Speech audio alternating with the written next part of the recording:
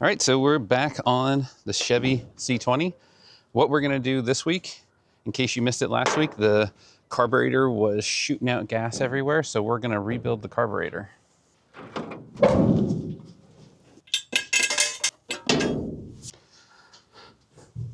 All right, so let me show you what we got going on here. So according to the numbers right here, this is apparently a 750 Holley Carb. In case you don't know what you're looking at right here, this is vacuum secondaries. So if it has this little canister, and right here is the metering block. The back one doesn't have it. It's more like a tiny little wafer plate, but we'll get into that. So there was gas shooting out of the vent tube. There was kind of leaks all over. So I would like to take this off so that we can figure out exactly everything that is going wrong with it and just patch everything up. We can even check the float levels. So yeah, I got a rebuild kit, so let's walk you through everything I got. All right, so here's the majority of everything I'm gonna use to fix it. Here is the Holley rebuild kit. It is a 37-119. I picked up a set of the vacuum plug kits just because I didn't really have a set. And then the carburetor was having trouble returning back, so I'm gonna put in this return spring kit that I got off Amazon, and then I'll use some nitrile gloves. All of this will be in the description in case you guys want to see it. Check it out on Amazon. But currently right now, we're gonna just go through and pop off the carb, take off all the linkage, and we'll show you how we're doing that. So before I take off the carburetor, I wanted to check all the linkage to see if there's anything that needs adjusting. And the accelerator pump looks almost perfect. See how we're barely touching the gas and it's already starting to pump it? So it looks like whoever set this up set that up perfectly. Now in this video, I'm not gonna go through trying to tune the carburetor, changing out the jets, all that. I'm just trying to get it to run good because I'm not sure if you've seen in the last video where the gas tank's at. I was thinking about putting the gas tank back into the original spot. And while I'm doing that, I'm kind of playing around with just changing this out to a Sniper EFI system. So yeah, so I'm just trying to get this cleaned up, put back so that it's not just like oozing gas everywhere. One of the things we'll do, see, right, I don't know if you can see it down here, but this vacuum cap right here is actually cracked. So it's letting in vacuum right there. So that's one of the other reasons I got that vacuum port kit. In this video, we'll also probably make sure the timing on the ignition is accurate, and we'll hook up a vacuum gauge to this and we'll start dialing in the air-fuel ratio just to make sure everything is as good as it can be before we put it all back together. All right, so now looking at the other side of the carburetor, I believe this is the metered vacuum right here, where this is the manifold vacuum, and they have the vacuum advance hooked up to the manifold vacuum, which means at start, it's going to start advancing the timing if I'm looking at this correctly. So that's interesting. One of the only reasons you would do that is if your cam is so aggressive. So I'm wondering if it has a more aggressive cam. I mean, if you saw from the last video, it does seem like it has a cam in it. Just don't know how aggressive it is.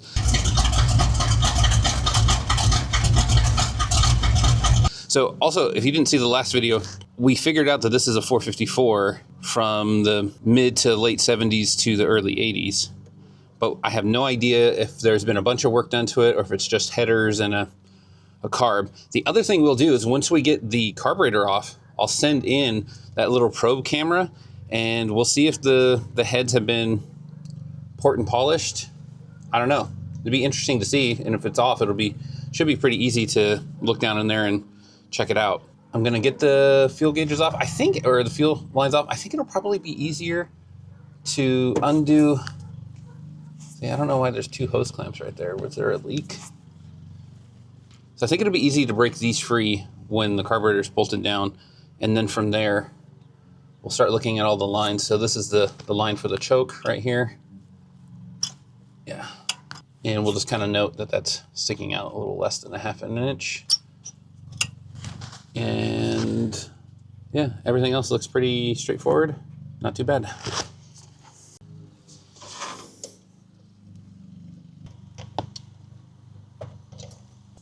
All right, there we go. Fuel line is off. All right, let's set that aside. All right. right, not too shabby. Now we'll take off the choke.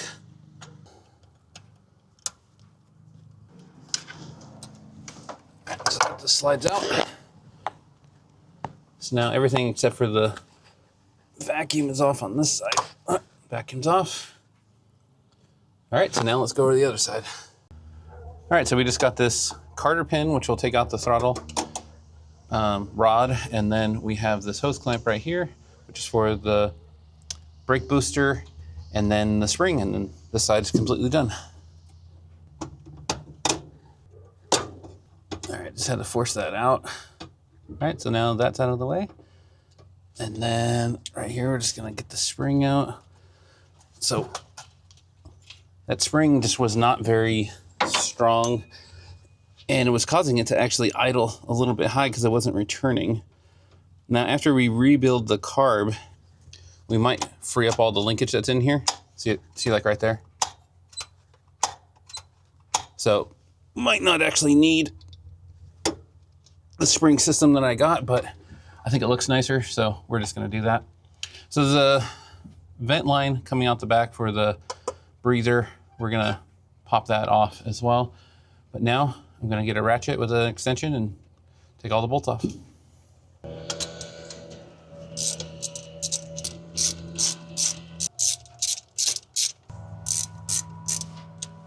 All right, so, yep, that's it. So let's pull it off. Let me get this clamp. Oh, we got this. Whatever's going on there. Let's see if I can't pry that off. All right, the fitting that was on this, I broke it free from the other side. There it is. I'll show you right there. So, yeah, I just loosened this up right here, and then it came free, and then this whole thing right here is all coming out. So, all right, I'm gonna take this over and we'll start figuring out what's going on with it. Okay, so we got it out on our bench. So here is that cracked up port right here, and you can see that it was yep, look at that. This was probably leaking air in, which then in turn was probably making it idle a bit higher. At least that's what I'm theorizing currently. The other thing I wanted to note was in the vacuum secondaries, what I wanted to show you guys was right there. There's a spider on the vacuum secondaries, and you can see there's like trash down in there. So if these would have opened, it would have just sucked all that in. I don't think it would have hurt anything necessarily, but it wouldn't have been great either. So there's another thing I want to show you, but I need to clean out right here. There's so much gunk and debris.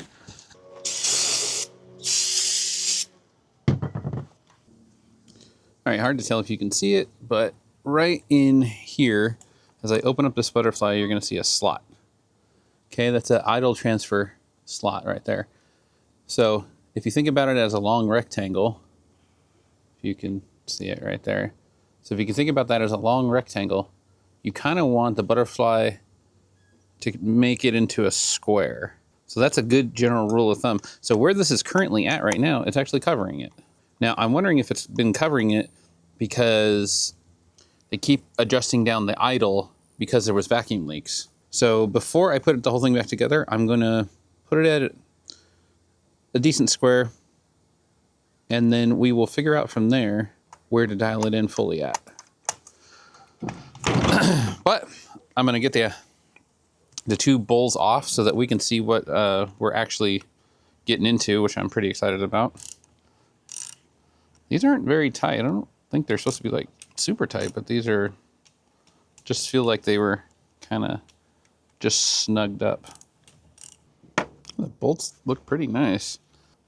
So my main purpose for doing this is the needles, the float in the needles were getting stuck. It did free itself up. But I need to at least look in here and see what is going on. Oh, there we go.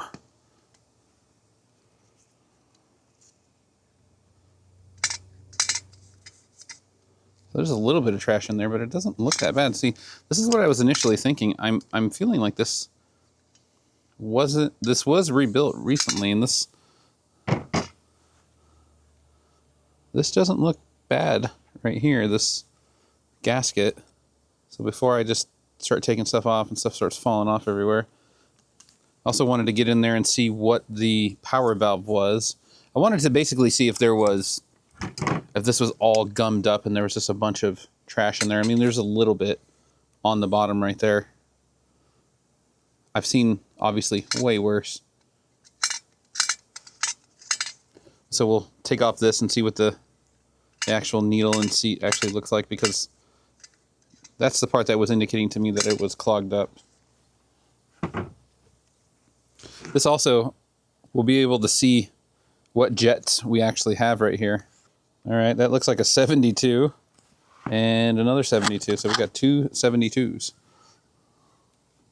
Seems pretty beefy. Let's see if we can't get this block off to see what size the power valve is. All right, so I got the other side off. There's just a little bit of trash in here. It's not horrible. Also a different, it says brass float. This has a plastic. It doesn't look too bad, actually. So this is what I was saying. It's more of a plate in here. So mainly doing this to clear out the junk and to figure out what was going on with the needle and seat. And then I will clean out all of this as much as possible. Try to free up the linkage as much as possible. I'd like to get this off just to see what power valve it actually has. All right, so a little persuasion, a little bit of beating. This came off, so it has a 6.5 power valve, which is the same one that came in the kit. So usually if somebody's like really getting in here and starting to tune stuff, you'll start to see different power valves and stuff like that. Where all of this feels pretty clean on the inside, so I think we need to figure out over here why the needle and seat was gummed up. So I'm going to take off that now. Okay, well that escalated quickly. There goes the float. So I took off the outside right here. There's a nice little filter right there. It doesn't seem like there's barely anything in that, which is good. And then I took out the needle and seat, and that looks pretty nice as well. So, not really sure what was going on here, why this was all stuck and jammed up, because all of this is pretty good. It seems completely fine. So I'll spray it down with the carb cleaner and really hose it down and clean out the inside here. You can see the bit of the gunk in there. All this seems completely fine. So not really sure what was going on there, why it was all jamming up and all that. I'll unscrew this and we'll check out the accelerator pump to make sure that that's fine. But it seems like this just needed like a little tidy up, and kind of makes me wonder, these bolts right here, now they are different lengths for both sides obviously, but they did not seem like as tight as they could have been. So I think if we just snug these back on, really kind of lay into it a little bit, we'll start hosing down all the linkage to get all that cleared up. But I don't know, I'm kind of feeling like this is a bit of a goose chase at the moment. But I'm just gonna hose this out.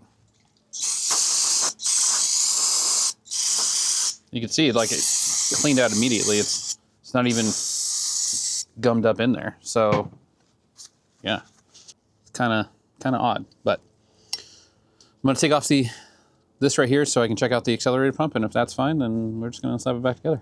All right, so you might not be able to see it on camera, so I just unbolted that, took this out, and the accelerator pump kind of looks like there might be a bit of a hole in it right there. And then on this side,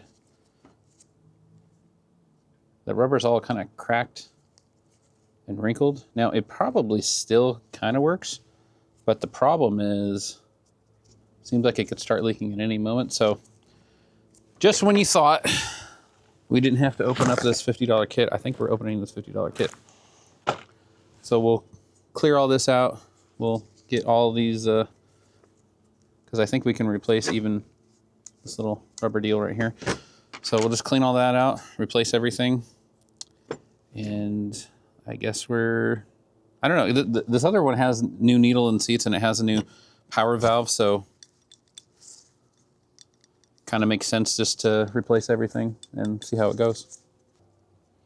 All right, got the old power valve off. It's cleaning where the gasket was. You want to make sure you always keep this very clean. And if you're ever replacing your power valve, the number right here is indicating when it'll open, not how much it'll flow. The size right here is indicated of how much it'll flow. Now on some carburetors, these are actually adjustable with like little jets. This one is not. So it's always going to flow what it's going to flow right there, unless I guess you drill those out. So just taking my time, getting that nice and clean, making sure not to mar up any of the surfaces.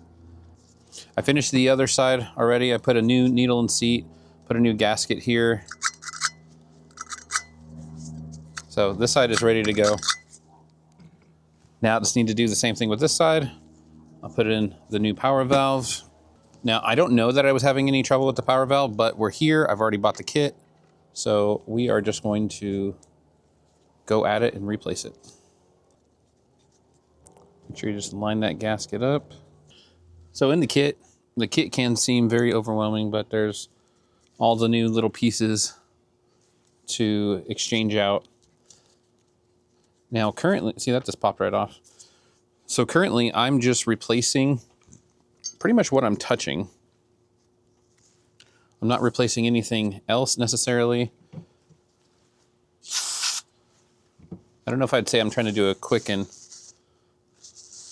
dirty job on this. I am trying to flush everything out, but realistically, I didn't see that many problems with any of this, which is kind of fun and ironic of why there was so much stuff going on. So this little end of this, I'll clip it off because this one was clipped off, but this actually feels a lot better. This one felt kind of brittle. So it almost makes me feel like they rebuilt everything but the accelerator pump, but I don't think I was having problems with the accelerator pump, at least not yet. So I'm just gonna keep putting it all back together, flushing everything out, cleaning everything out. So we'll just see. Hopefully it works when I'm done. All right, so the other side, that is the vacuum side.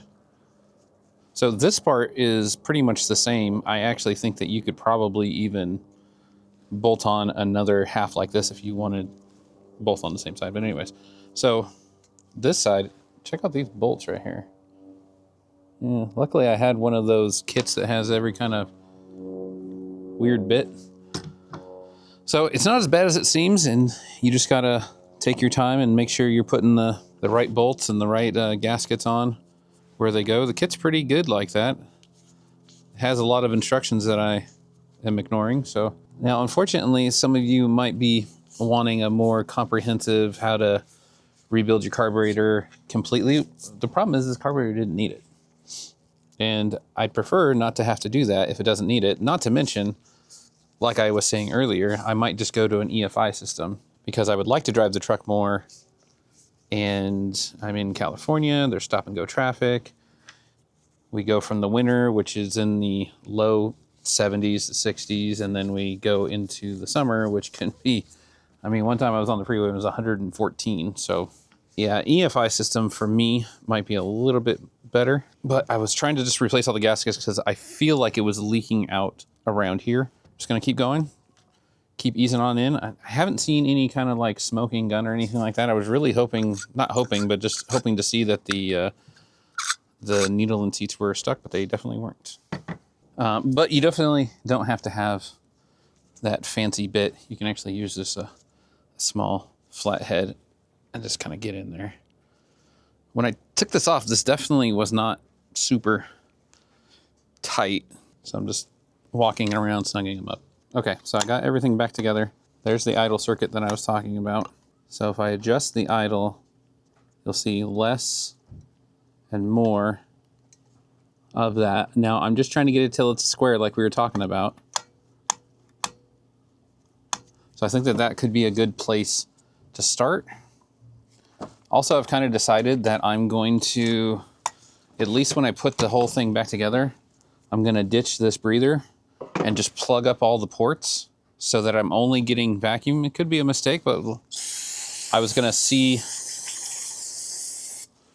what it all looks like, and then I'm going to oil up the linkage right here because it still feels a little stiff. All right, so this little kit that I got is all pretty handy, and we could just pick what ports we're blocking. Now this is the one that was cracked right here, so that one should be nice and plugged. And the breather that was in the back, we're just going to plug that one for now too. So now we have to choose whether we're doing the manifold vacuum or the metered vacuum. So right here, so we'll just throw that one back into our pile right here. So that way we have at least 2 brand new ones. There we go. So definitely one of these kits I would say is a must. So I think that this is all, as long as I didn't screw it up, I think it's all ready to go back on. But remember, I wanted to not only put a new spring return, found this one on Amazon. Pretty excited about that. It actually comes with 2 of these and then 2 other brackets and another spring. So you can definitely pick and choose. There's even a thinner one. I think I'm definitely going with the bigger one. So I'm gonna put that on, but I think I wanted to send down a probe camera into the intake and just see what I can see. Maybe the heads were ported and polished, maybe not, but now's the perfect time to check it out. All right, so I sent the camera down the intake just to check out. Just wanted to see, because I don't know anything about this engine, where the heads ported and polished, was just what's going on with it. Looking by the video, I mean, you guys can tell me, but it doesn't seem like it is, but it doesn't seem bad. It seems pretty nice, actually. So unless it was like really polished out, or I'm just missing something in this, because it looks relatively the same texture as this. It doesn't look anything, I wouldn't say anything special. It doesn't look necessarily worked over, but it doesn't not either, but I think it's inconclusive. But I think we're gonna throw on the carburetor now, so we'll check that out. All right, so I'm trying to put on that spring bracket, and it is like buried back in here. So I'm trying to put that on right here, because I feel like this is going to be out of the way of the throttle linkage. So yes, it was not very fun. All right, so we're gonna put this one back on. Now, whatever rubber isolator they had down there, it seemed like it was getting into the carb a little bit, so I'm gonna use what was in the kit and just throw that on there.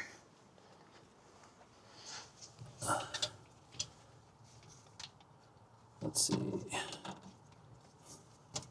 There we go, get that all the way down. So just remember, we plugged up all the vacuum ports themselves. Oh. All right, so then we're gonna twist this thing back around, because this was, there it is.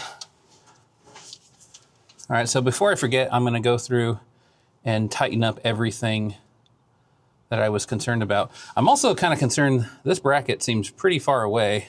I like the way it looks, but it looks decently far away for the return spring. So after spending all that time, I might need to put that somewhere else. So I'm pretty excited about that. Not sure where else it wants to go. I don't know if it can go into any of these bolts down here unless I got to drill it out. But I'm just gonna get all of this kind of situated back to the way it was. All right, I'm gonna bolt the carb. I'm gonna tighten everything back on, figure out the linkages on both sides because all of that was pretty straightforward.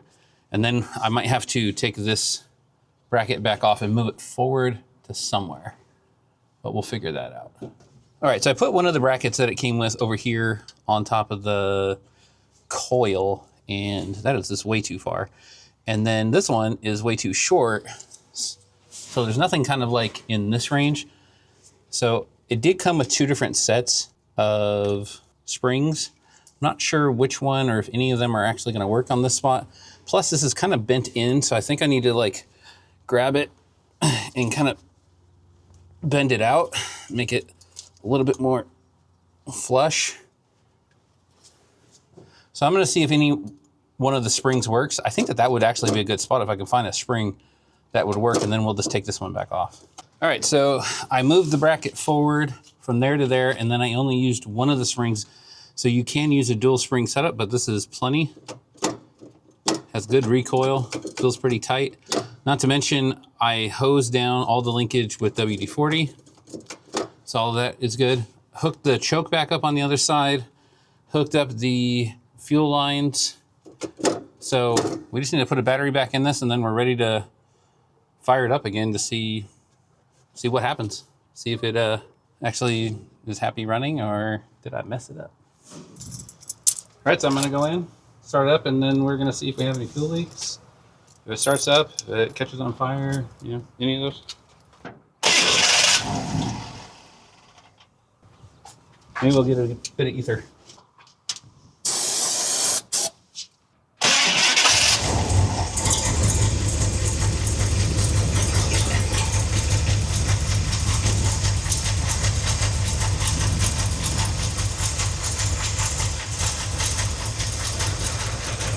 Well, I don't see it leaking fuel. Here's the fuel gauge. Looks like it's bouncing between 5 and 6 PSI. Let's see.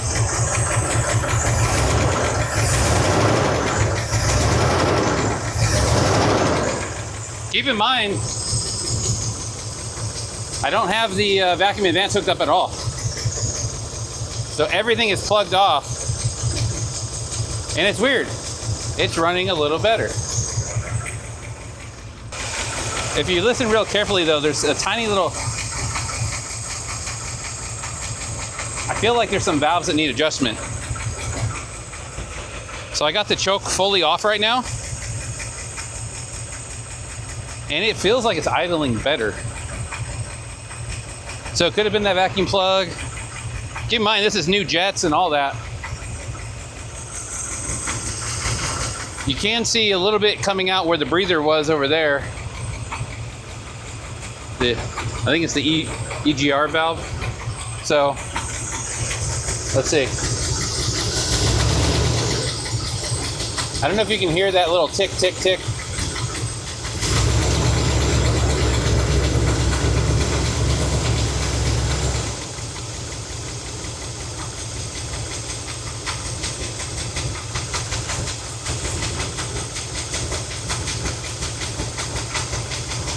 So I'm gonna shut it off real quick. Well, before I do that, let's hear it. Still sounds pretty angry. So I would like to see, is the fuel gauge over here still holding pressure like I remember it to be holding? Yeah, looks like it's still holding pressure. So if nothing else, we fixed that problem. And coming out of the carburetor is not like a steam because the fuel pressure is just kind of leaking out everywhere. So that's good. So we've definitely fixed that part.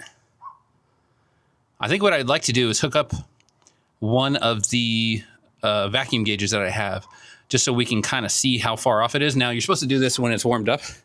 So we'll obviously let it warm up. I'm just trying to get a base to see where it's at.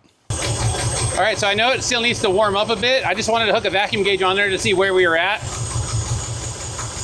We're gonna try to get into the green zone. Also, depending on how aggressive a cam it is, we may never be able to get into that green zone because at idle. So we're gonna let it just kind of warm up. We're We're gonna see if the carb starts leaking or anything like that. And then we're gonna have to mark on the balancer where the top dead center is at, because you can't see it at all right now. So we're gonna have to do that as well to dial that in. But we'll bring you back when it's all warmed up. All right, so we marked the harmonic balancer. You know, so you just got to keep bumping the key. I actually unhooked the coil so that it would we wouldn't end up starting it. And it looks like, from what I'm seeing, we're at about 8.5 to 9 degrees of initial timing, which is not bad. So not sure if you guys can even try to see any of that. So the other thing I'm going to do is I'm going to see if it moves when I rev it up, to see if there's any mechanical advance and make sure that all of that is working. Yeah, so it looks like that's working.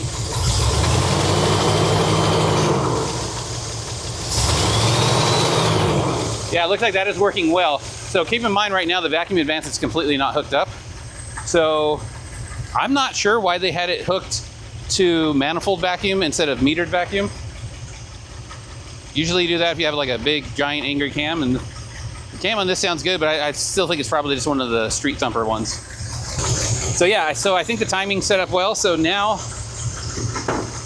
that I have all of that dialed in, I'm gonna start tweaking with the air fuel ratios to see if I can get it a little bit better, see if I can bring down the richness of it, if I can increase the vacuum. So we're gonna see how that goes. All right, so I've just been turning in. So keep in mind, there's a fuel mixture screw right here, and there's another one on both sides. So you have to turn them in equally. And if you remember, we were way over here. Now we're already starting to get into the green. So if you're turning in one side by quarter turn, turn in the other side by quarter turn. And then if you want to, hit the gas, kind of clear it out. So what you want to do is you want the most amount of vacuum, and then when you get the most amount of vacuum, turn it back a little bit. And then that should be a pretty good estimate of where you're at with one of these vacuum gauges. Keep in mind, all of this stuff, this vacuum gauge and everything we've used, is in the description. All right, so this part can be just a bit fiddly because you're going between both sides. So I started adjusting it to where the vacuum started coming up, and then it started going back down. So that's about all it can take right there with this cam, this engine, this whole setup. So we're in the green, and you'll notice like when you blip the throttle, it's pretty responsive. Currently, I still don't have the vacuum advance hooked up. So now we're gonna shut it down, hook up the vacuum advance, and see how it feels. All right, sounds good, looks good. The vacuum advance is hooked to the metered port instead of the manifold port. So it only kicks on when you open up the throttle bodies. Not to mention, it sounds a lot better. It's a lot more responsive now once we've dialed in the fuel air mixtures. We need to get another breather. It feels like it's acting better, not sucking in the fumes from the other valve cover. So what we need to do now for next week is we need to fix that transmission leak, and I think I figured out where it's leaking from. All right, so we're back underneath. If you remember from last week, we cleaned all of this.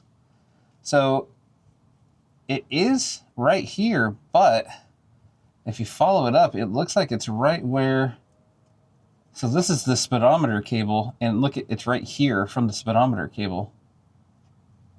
So I might need to take apart the speedometer cable. So there's a bracket right here. That whole thing will come out, and it looks like it needs something right there. I don't know that it's leaking from right here, because it looks like it's, so basically what happens is you want to go to the highest point, and above this I don't really see anything. Plus I don't think that there's anything on top of this right here that could be leaking. So it looks like it's leaking from the speedometer cable, which, sure, that looks fun. I don't know, I'm assuming there's O-rings in here, so maybe it needs new O-rings.